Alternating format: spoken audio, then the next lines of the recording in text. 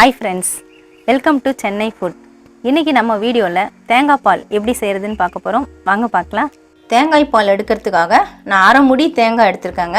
உங்களுக்கு எவ்வளவு பால் தேங்காய் பால் தேவைப்படுதோ அதுக்கு தகுந்த போல நீங்க தேங்காய் எடுத்துக்கலாம். எனக்கு அரை முடி தேங்காயில பால் எடுத்தா போதும்.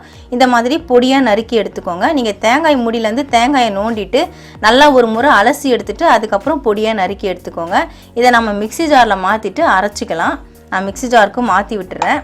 அரைக்கும் பொழுது நீங்கள் பார்த்தீங்கன்னா கொஞ்சம் ஏலக்காய் சேர்த்து அரைச்சிடுங்க. ஏலக்காய் பொடி இருந்தாலும் இல்லை ஏலக்காவாக இருந்தாலும் சேர்த்து அரைச்சிட்டு நம்ம வடிகட்டிட்டோம்னா அந்த திப்பியெல்லாம் அதிலே சேர்ந்து போயிடும். நான் 2 ஏலக்காய் எடுத்து வச்சுருக்கேன். அந்த ஏலக்காயை சேர்த்துக்கலாம். தேங்காய் பாலில் ஏலக்காய் சேர்த்தா ரொம்பவே டேஸ்ட்டாக இருக்கும். அதுக்காக தான் நம்ம சேர்க்குறோம். ஆனால் தேங்காய் பாலை நீங்கள் சைடிஷ்ஷாக யூஸ் பண்ணும்பொழுது மட்டும் ஏலக்காய் சேருங்க. மற்றபடி நீங்கள் சமையலுக்கெல்லாம் யூஸ் பண்ணுறதா இருந்தால் ஏலக்காய் சேர்க்க வேண்டாம். இதை சேர்த்துட்டு கொஞ்சமாக தண்ணி சேர்த்து அரைச்சி எடுத்துக்கலாம். நான் தேங்காயில் 200 ml அளவுக்கு தண்ணி சேர்த்து அரைச்சிருக்காங்க. இந்த டம்ளரில் நான் 1 டம்ளர் அளவுக்கு தண்ணி எடுத்தேன். இது நல்லா பெரிய கிளாஸ் இதில் 3/4 கிளாஸ் அளவுக்கு நான் தண்ணி சேர்த்துருக்கிறேன். தண்ணியை வந்து மொத்தமாக சேர்த்து அரைக்கக்கூடாது. கொஞ்சம் கொஞ்சமாக சேர்த்து அரைச்சிக்கோங்க. மொத்தமாக சேர்த்து அரைச்சா தண்ணி வெளியே வாரி விட்டுடும். அதுக்காக தான் நான் அது மாதிரி சொல்லியிருக்கேன். இப்போ இந்த தேங்காயை நம்ம வடிகட்டி எடுத்துக்கலாம். வடிகட்டுறதுக்கு இந்த மாதிரி கிண்ணம் எடுத்துக்கோங்க, பாத்திரம் எடுத்துக்கோங்க. வடிகட்டுறதுக்கு நான் ஃபில்டர் எடுத்திருக்கேன். டபுள் நெட் இருக்கிற ஃபில்டர் நான் எடுத்திருக்கேன். எதுக்காக டபுள் நெட் இருக்கிறது யூஸ் பண்ணோன்னா இந்த தேங்காய் திப்பி வந்து கொஞ்சம் கூட நமக்கு தேங்காய் பாலில் சேர்ந்து வராது. அதுக்காக நான் டபுள் நெட் இருக்கிறது நான் யூஸ் பண்ணியிருக்கேன். சப்போஸ் உங்ககிட்ட டபுள் நெட்டு இல்லைன்னா நீங்கள் சிங்கிள் நெட் இருக்கிற கரண்டியை நீங்கள் யூஸ் பண்ணிக்கலாம். இதில் நம்ம ஊற்றிட்டு வடிகட்டி எடுத்துக்கலாம். இந்த மாதிரி ஸ்பூன் வச்சு அழுத்தி விட்டுக்கோங்க. அரைச்ச தேங்காயை நான் வடிகட்டி எடுத்துட்டேங்க. பாருங்கள், இந்த அளவுக்கு நமக்கு தேங்காய் பால் கிடச்சிருக்கு. இது ஃபஸ்ட்டு பால் எப்போவுமே ரொம்ப திக்காக தான் இருக்கும். அதனால் இந்த அளவுக்கு இருக்குது. உங்களுக்கு இந்த அளவு திக்னஸ் பால் வேணும் அப்படின்னு நினச்சிங்கன்னா நீங்கள் இப்படியே வச்சு யூஸ் பண்ணிக்கலாம். ஆனால் தேங்காயில் நம்ம 2 முறை அரைச்சிட்டு பால் எடுக்க முடியும். நான் இந்த திப்பியை மறுபடியும் மிக்ஸி ஜாரில் போட்டுட்டு ஒரு அரை டம்ளர் போல் தண்ணி சேர்த்து அரைச்சிட்டு மறுபடியும் வடிகட்ட போகிறேன்.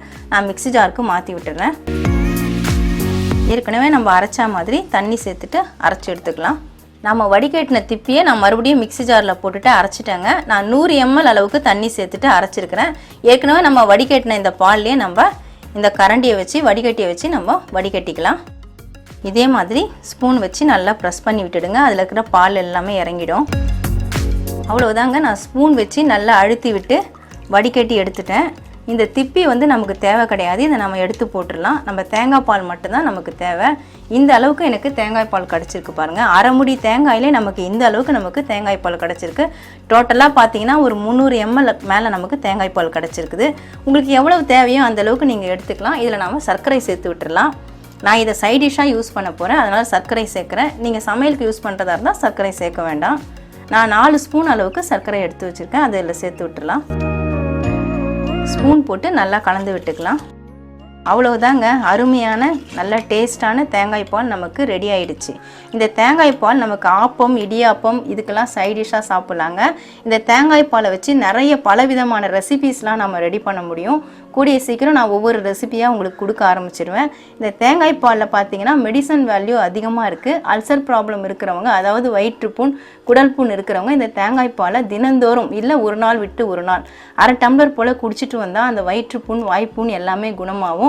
ரொம்ப ஈஸியாக இந்த தேங்காய் பாலை நம்ம ரெடி பண்ணலாம். கண்டிப்பாக நீங்களும் ட்ரை பண்ணி பாருங்கள். தேங்காய் பால் எப்படி செய்கிறதுன்னு வீடியோவில் பார்த்துருப்பீங்க. உங்களுக்கு இந்த வீடியோ பிடிச்சிருந்தா லைக் பண்ணுங்கள், ஷேர் பண்ணுங்கள், சப்ஸ்கிரைப் பண்ணுங்கள்.